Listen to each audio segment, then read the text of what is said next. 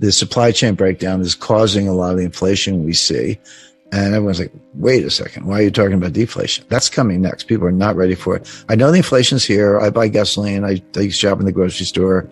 I get it. It's persistent. It's not transitory. I understand all that. But inflation has two major sources. One is the supply side, which is called cost push inflation. So that's energy price shocks, fertilizer shortages, strategic metal shortages, component suppliers who can't deliver stuff to factories in Germany and they're shutting down, et cetera. The other cause is from the demand side, and that's called demand pull inflation. Basically, it's psychological. Consumers pull demand forward. They're like, hey, I was thinking of buying a refrigerator. I better buy it today because the price is going to go up in 6 months. And in the 70s, we had both. It started with cost push with the Arab oil embargo, but it ended up demand pull.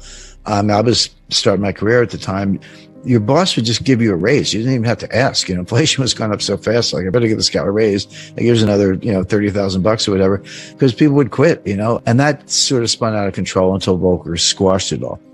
Right now, we do not have demand pull inflation. We do have cost push inflation. The difference is hugely important because cost push inflation from the supply side, it's real, prices go up, but it's self-negating. The old saying that, the cure for higher oil prices is higher oil prices, because when they get too high, people stop driving. They shut down various activities. By the way, if you're unemployed, you're not buying any gasoline because you're not going anywhere. I mean, that's kind of a nasty way of putting it, but that's how cost push inflation tips into a recession and then prices come down. And we saw that in 1974. You had Jerry Ford and Alan Greenspan walking around with they had these win buttons, WIN, which stood for whip inflation now, except we had a recession and prices collapsed. Now, it came back by 77 for a lot of reasons, but right now we don't have demand pull. We have cost push. It will go away when this economy goes into recession. And then we're going to be talking about disinflation and deflation, which are, kind of close cousins. And the Fed's going to be out on a limb as usual, raising rates in the face of a recession and a price collapse. I don't know what the recession is a cure for. It's coming. I mean, the recession is coming, and Jay Powell said this. I mean, Jay Powell gave two speeches, August 26th, Jackson Hole, and September 21st at the press conference after the FOMC meeting that day. And the September 21st speech was almost like, well, just in case you weren't listening to me in Jackson Hole, let me tell you again what's happening. And then Jackson Hole, he was like Nancy Pelosi. He tore up a speech and wrote a new one, like literally the day before. It was 3 or 4 pages. It was really short. He used the word pain 3 times in one paragraph. I've been following Fed news for 45 years. I've never seen the word pain ever. But he basically said the same thing. But September 21st, he was even more blunt. He said, there's going to be a recession. It's going to be bad. Unemployment is going to go up. Get it straight. These things are going to happen. And that's what it's going to take to get inflation under control. But he went on and on about how inflation was job one because the Fed has this dual mandate, which never made sense, but it's the law. I mean, Humphrey Hawkins.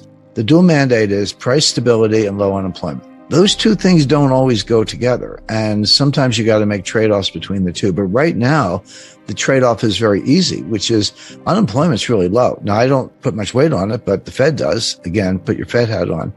Unemployment's really low. If unemployment went from 3.5 at the moment, if it went to 4.5, 4.9, is that the end of the world? Well, that was considered pretty low in 2013 when they were doing QE4 or whatever. So they're willing to do that. And they also think the recession, if it comes, will be mild, but those two things together will get inflation under control. I mean, and what Powell said, he didn't say that their target is core PCE, personal consumption expenditure, price index, core meaning excluding food and energy. And everyone's like, why would you exclude food and energy?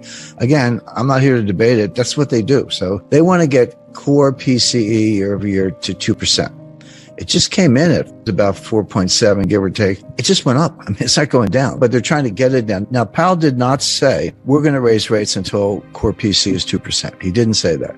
What he said was, we're going to raise rates until it's acting in a restrictive way on inflation, and inflation will come down on its own because rates will be high enough to cause that. At which point we, the Fed, will pause. And you say, well, when are you going to cut rates? He was like, the pause could be a year. So you're talking, forget this Fed pivot nonsense. I mean, you're talking 2024, if then, before they cut rates. But in the meantime, so they've got to get rates high enough. So they're going to go, who knows, we'll know closer to the date. Some talk about 50, but it doesn't matter. I mean, it's going up, probably going to go up. You know, I have the calendar for 2023. There's a meeting in March, I think March 22nd. They're going to get rates up to five-ish. It's like I remember in Vietnam, the old saying, you know, we had to destroy the village to save it. We have to destroy the economy to save it. This is the latest in a long string of Fed blunders since 1913. Seems to be their specialty, but that's what they're doing. And then beyond all that there's a brewing global liquidity crisis, a global financial crisis that's different from a recession. It's financial panics and recessions are two different things. They can come separately. In 1998, we had a financial panic, but there was no recession. In 1990, we had a recession, but there was no financial panic. In 2008, we had both. They can come together. It looks like they might be coming together again. This is revealed in inverted yield curves. Major dealers are bidding at auction for treasury bills. The Fed will give you treasury bills with a phone call. All you have to do is call the Fed and do a reverse repo with the Fed. They'll give you some treasury bills. But the banks are bidding at auction for treasury bills that yields maturity lower than what the Fed will give you for a phone call. Why would you do that? The answer is the Fed bills cannot be rehypothecated. They cannot be used as collateral, but the auction bills can. So what that tells you is there's a collateral shortage. That means deleveraging balance sheets. It means financial distress. And we also see it not just in the treasury yield curve, which is inverted from right now 6 months to 10 years, but also the euro-dollar futures curve, which is even more troubling. It's not unprecedented, but it is rare, and it's not a good sign. But the Fed continues, raising rates in the teeth of this really bad data. So I look for a severe recession in the U.S., really global, because it tells the global outlook is pretty bad. And then on top of that, possibly a global financial liquidity crisis worse than 2008. They could at least pause now, or maybe even cut rates. If everything I said is correct, and obviously I think it is, or I wouldn't be saying it, but if we're on the verge of a global liquidity crisis, as revealed by the euro-dollar futures curve and the treasury yield curve and, negative swap spreads and treasury bill auctions with the yield of maturity below what the Fed will give you for a phone call. I mean, all those things are happening. That's hard data. And it's a very, very troubling sign, last seen in 2008, by the way, before the Lehman Brothers meltdown. If all that's happening, and the fundamental signs are also weak, which we saw in third quarter GDP, which is based on net exports, which won't last. How are you going to drive a trade surplus with the strongest dollar in 20 years? Good luck with that. I mean, nobody can afford our stuff, and we're not buying anybody else's stuff. So with the economy going into a recession on its own, with a global liquidity crisis brewing, why on earth is the Fed raising rates at all? That's not sustainable. So I would look for a recession, a more severe recession. That's one, combined with Fed tightening, interest rate hikes, balance sheet reductions, et cetera. That's one whole vector. And I wouldn't put any weight on a low unemployment rate. It ignores labor force participation rate, which is awful.